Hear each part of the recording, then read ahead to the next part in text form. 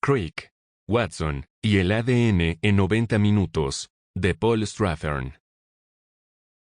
El camino hacia el ADN, la historia de la genética. Hasta hace poco más de un siglo, la genética estaba casi enteramente formada por cuentos de viejas. La gente veía el resultado, pero no tenía ni idea de cómo o por qué se llegaba a él.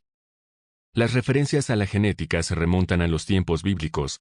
Según el Génesis, Jacob utilizaba un método para hacer que sus ovejas y sus cabras parieran crías moteadas y manchadas. El procedimiento consistía en que engendraran frente a estacas con tiras de corteza pelada que lucían un moteado similar. Los babilonios, de forma bastante más realista, advirtieron que para que una palmera datilera diese fruto, había que introducir polen de una palmera macho en los pistilos de una palmera hembra. Los antiguos filósofos griegos fueron los primeros en contemplar el mundo desde un punto de vista reconociblemente científico. Por ello, formularon teorías sobre casi todo, y la genética no fue una excepción. Las observaciones de Aristóteles le llevaron a la conclusión de que las contribuciones del macho y la hembra a su descendencia no eran iguales. Ambas contribuciones diferían cualitativamente. La hembra aportaba la materia, a la que el macho dotaba de movimiento. Una creencia bastante extendida en los tiempos antiguos era que si una hembra era fecundada y tenía descendencia, las características del primer macho estarían presentes en toda la progenie que esa hembra pudiera engendrar, independientemente de que se emparejase con otro macho. Este cuento de hadas llegó a ser reconocido por los griegos con un nombre pseudocientífico que lo denominaron telegonía, cuyo significado era procreación distante. Una teoría aún más interesante era la pangénesis, según la cual cada órgano y cada sustancia corporal secretaba sus propias partículas, que a continuación se combinaban para formar el embrión. Tales creencias resurgen en la teoría genética siglo tras siglo, de forma curiosamente similar a la creencia de la repetición de los rasgos genéticos. La pangénesis rebrotaría en distintas ocasiones a lo largo de bastante más de 2000 años, llegando incluso a ser aceptada por Darwin. La biología, y con ella la genética, se convirtió en una ciencia propiamente dicha en el siglo XVII. Esto se debió casi por completo al microscopio, un invento que debemos al tallador y falsificador holandés Zacharias Janssen en la primera década del siglo XVII. Los microscopios hicieron posible el descubrimiento de la célula.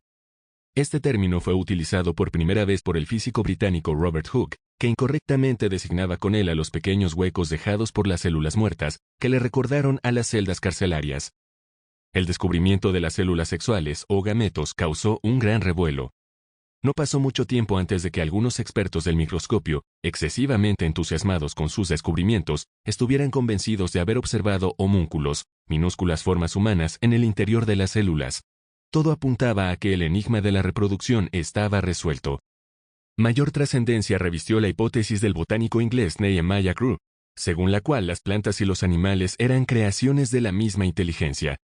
Sugirió que las plantas también disponían de órganos sexuales y mostraban un comportamiento sexual. Una vez que el pionero naturalista sueco Carl von Linné estableciera su clasificación de los seres vivos por especies, nada impidió el progreso de la investigación sistemática. El estudio de los híbridos amplió el campo de la especulación sobre el material genético.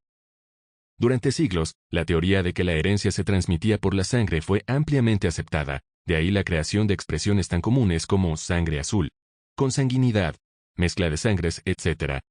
Esta teoría era imprecisa, además de inadecuada. ¿Cómo era entonces posible que de los mismos padres surgiesen hijos diferentes? O también, ¿cómo podía darse la circunstancia de que se observasen en la descendencia caracteres que no eran de los progenitores, sino de antepasados fallecidos mucho tiempo atrás y de parientes lejanos? Por ejemplo, en el caso de la cría de caballos pura sangre de carreras, se sabe que las manchas blancas de los caballos píos reaparecen tras un lapso de docenas de generaciones. Este ejemplo revela una de las grandes oportunidades perdidas de la genética. Todos los pura sangre ingleses descienden de las 43 yeguas reales importadas por Carlos II y 3 sementales árabes que fueron importados unos años antes. Los archivos de cría trazan cada genealogía desde sus comienzos, señalando las características de cada progenie. Bastante más de un siglo antes de que se crease la genética, cualquier creador de Newmarket tenía en sus manos todo el material necesario para fundar esta ciencia.